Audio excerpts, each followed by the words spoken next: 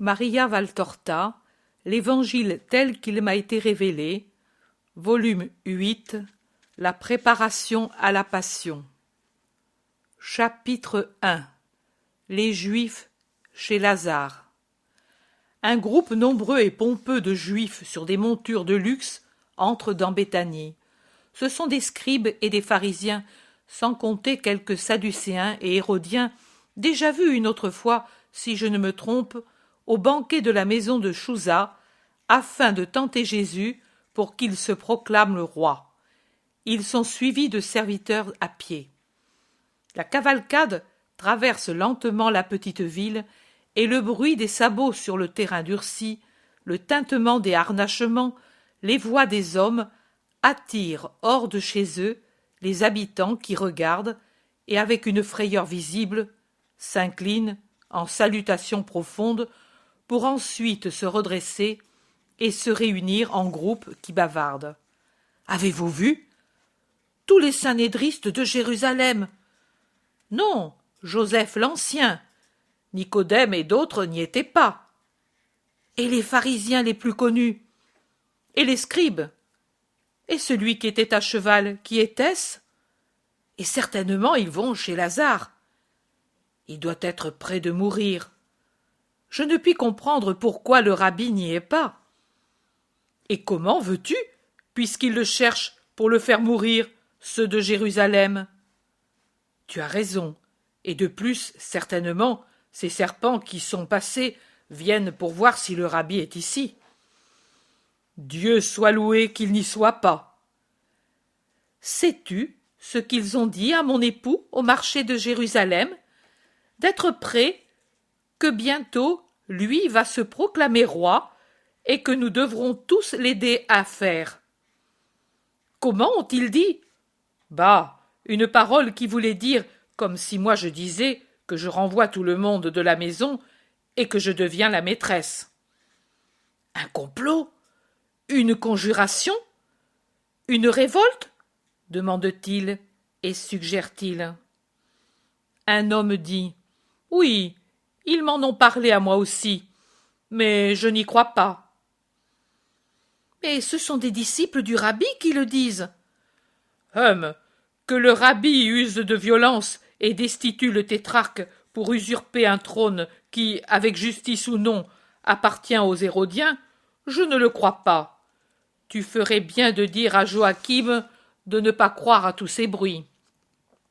Mais sais-tu que celui qui l'aidera sera récompensé sur la terre et au ciel ? Moi, je serais bien contente que mon mari le soit. J'ai une quantité d'enfants, et la vie est difficile. Si on pouvait avoir une place parmi les serviteurs du roi d'Israël. Écoute, Rachel, moi je pense qu'il vaut mieux que je garde mon jardin et mes dattiers. S'il me le disait, lui, oh, alors je laisserais tout pour le suivre, mais dit par d'autres. Mais ce sont ses disciples. Je ne les ai jamais vus avec lui, et puis, non, ils se font passer pour des agneaux, mais ils ont certaines figures de bandits qui ne me persuadent pas. C'est vrai, depuis quelque temps, il se passe des choses étranges, et on dit toujours que ce sont des disciples du rabbi qui en sont les auteurs. Le dernier est d'avant le sabbat. Certains d'entre eux ont malmené une femme qui portait des œufs au marché et lui ont dit « Nous les voulons au nom du rabbi galiléen ». Tu crois qu'il pourrait vouloir ces choses ? Lui qui donne et ne prend pas ? Lui qui pourrait vivre parmi les riches et préfère rester parmi les pauvres et donner son manteau, comme le disait à tout le monde cette lépreuse guérie qu'a rencontrée Jacob ?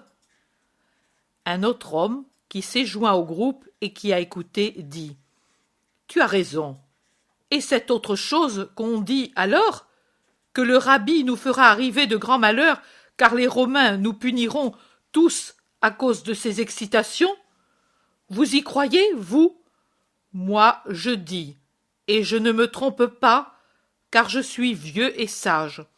Moi, je dis que ceux qui nous disent à nous, pauvres gens, que le rabbi veut prendre le trône par la violence et chasser aussi les Romains, s'il pouvait en être ainsi, si c'était possible de le faire, aussi bien que ceux qui commettent des violences en son nom et que ceux qui poussent à la révolte en promettant des avantages pour l'avenir, comme ceux qui voudraient faire haïr le rabbi en tant qu'individu dangereux qui amènera des malheurs, je dis que tous ces gens sont des ennemis du rabbi, qui cherchent sa ruine pour triompher à sa place. N'y croyez pas. Ne croyez pas aux faux amis des pauvres gens. Voyez comme ils sont passés orgueilleusement. À moi, pour un peu, ils allaient me donner une volée de coups de bâton parce que je mettais du temps à faire rentrer les brebis et que je gênais leur marche. Nos amis, ceux-là, jamais. Ce sont nos vampires, et, que le Seigneur ne le veuille pas, des vampires pour lui aussi. Toi qui es près des champs de Lazare, sais-tu s'il est mort? Non, il n'est pas mort. Il est entre la mort et la vie.